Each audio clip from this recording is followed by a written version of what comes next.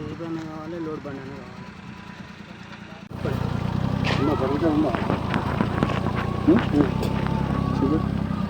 Permission లేదు.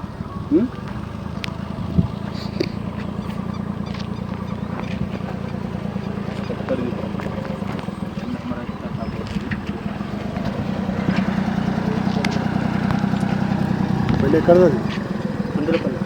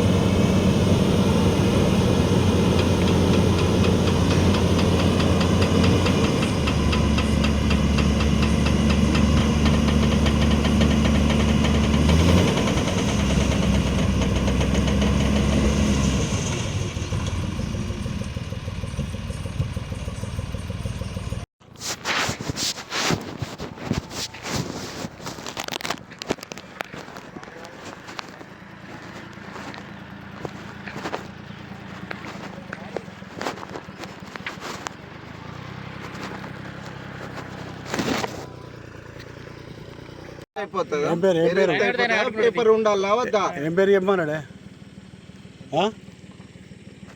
ఏం పేరు చెప్పమన్నాడే? ఏం పేరు చెప్పమన్నాడు? ఏం పేరు చెప్పమన్నాడు? పేరు చెప్పమన్నాడే? తీయే తీయ, నేను మాట్లాడేది. ఏం పేరు చెప్పమన్నాడు? ఏం పేరు చెప్పమన్నాడు అని అడుగుతున్నా. ఏం పేరు చెప్పమన్నాడు? బండి వెహికల్ ఉన్నది ఇక్కడ, వెహికల్ అయితే పట్టుకోవట్లేం కదా.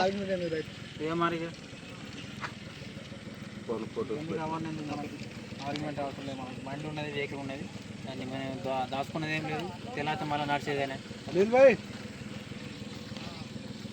దొంగతనం ఏం లేదు కదా సార్. నమస్కారం అండి, నేను తిరుమల మల్లన్న టీం పెద్దపల్లి జిల్లా అధ్యక్షుడు మాట్లాడుతున్నా. నేను నా ఆరోగ్యం బాగలేక కర్మర్ వెళ్ళి వస్తుంటే ఇక్కడ ఈ రోడ్డు పంటి ఒక 10-15 లారీలు ఉన్నాయి, టిప్పర్లు. ఏంటిదని చెప్పి అడిగితే ఎవరు కూడా, ఒక చిన్న మనిషి కూడా సమాధానం చెప్పట్లేదు. లైట్ తీసుకుంటారు. ఏంటంటే పోయి గింతే కదా అన్నట్టుగా. నేను ఇంటి దాకా వెళ్ళి నా మెడిసిన్ అంతా ఇంటికాడ పెట్టి మళ్ళీ రిటర్న్ నా వెహికల్ పట్టుకొని వచ్చి ఇక్కడికి వచ్చేసరికి ఒక వెహికల్ దిగబడి ఉన్నది, అక్కడ దొరికింది. ఒక వెహికల్ ఏమో అన్లోడింగ్ చేస్తుంది.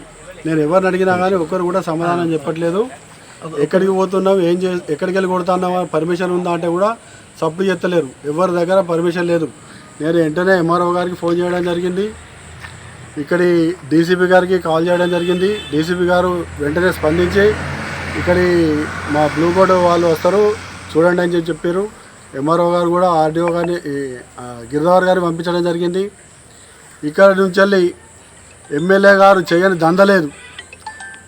మట్టి దంద కావచ్చు, ఇసుక దంద కావచ్చు, బూడిద దంద కావచ్చు. అంటే ఈ ప్రభుత్వం ఆ ప్రభుత్వం తేడా లేకుండా ప్రతి ప్రభుత్వం అదే పని ఉన్నది. కాకపోతే ఈ టైంలో పర్మిషన్ లేకుండా ఇట్లా దొంగతనాన్ని మట్టి కొట్టి గవర్నమెంట్ ఆదాయానికి గండి కొట్టుడు ఇది ఎంతవరకు సమంజసమని చెప్పి నేను తిరుమల మల్లన్న టీం 10 రూపాయలు ఉన్న కాడ మీరు 12 రూపాయలు పెడతారా, 20 రూపాయలు పెడతారా, పర్మిషన్ తీసుకొని మీరు బాజాప్తాగా వచ్చి కొట్టండి టైం వరకు. మీరు ఇప్పుడు టైం 8 అవుతుంది, ఇప్పటికి కూడా లైన్లు కట్టి ఉన్నాయి లారీలు. అంటే ఇది దేనికి సంకేతం అని చెప్పి అడుగుతున్నా. ఇది కంటి తొడుపు చర్య కాకుండా, దయచేసి మీడియా మిత్రులు కూడా చెప్తున్నా, కంటి తొడుపు చర్య కాకుండా దీని మీద తగిన యాక్షన్ తీసుకొని ఈ 2 లారీలు ఇప్పుడు ఏవైతే దొరికినాయో వాటిని సీజ్ చేసి కఠినంగా శిక్షించాలని చెప్పి కోరుకుంటున్నాను నేను.